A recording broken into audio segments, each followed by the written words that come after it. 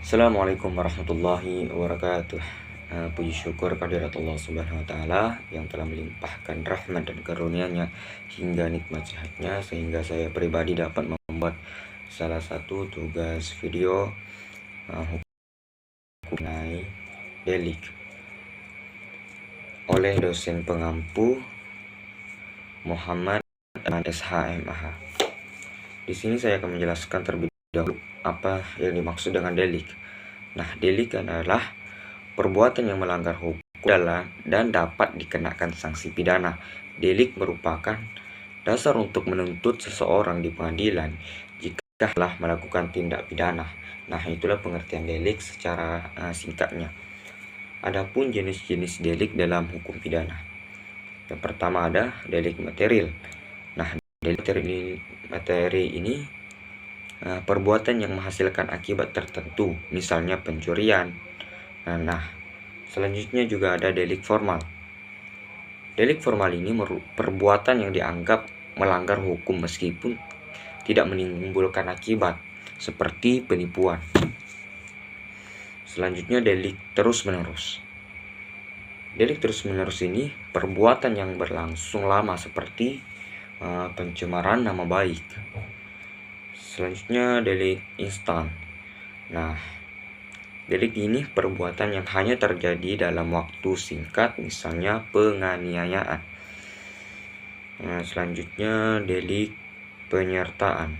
Nah, delik penyertaan ini tindakan bersama dalam melakukan tindak pidana seperti konspirasi. Nah, itulah jenis-jenis delik. Selanjutnya di sini saya akan menjelaskan juga unsur-unsur delik tindak pidana. Yang pertama ada subjektif. Subjektif ini niatan atau kesengajaan pelaku. Nah, yang kedua objektif.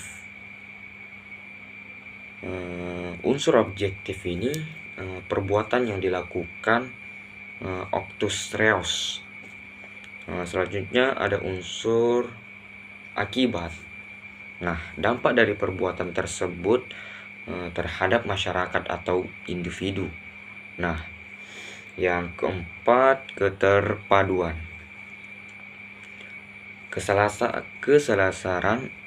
Keselarasan atau unsur subjek dan objektif. Di sini saya akan menjelaskan juga penerapan delik dalam sistem hukum Indonesia.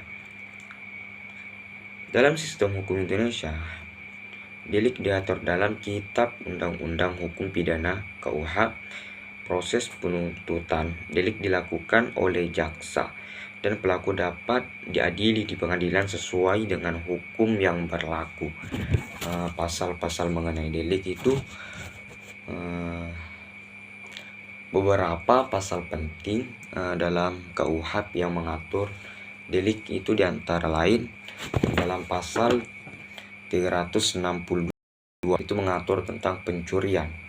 Nah, di dalam pasal 378 itu mengatur tentang penipuan. Dilanjutkan oleh pasal 351 itu mengatur tentang penganiayaan. Dalam pasal 303 itu mengatur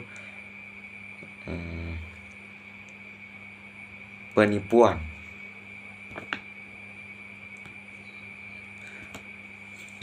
Maka dari itu penting untuk memahami bahwa setiap delik memiliki ketentuan dan sanksi yang berlaku sesuai dengan peraturan perundang-undangan yang berlaku. Mungkin sekian yang dapat saya sampaikan. Kurang lebihnya mohon maaf. Wassalamualaikum warahmatullahi wabarakatuh.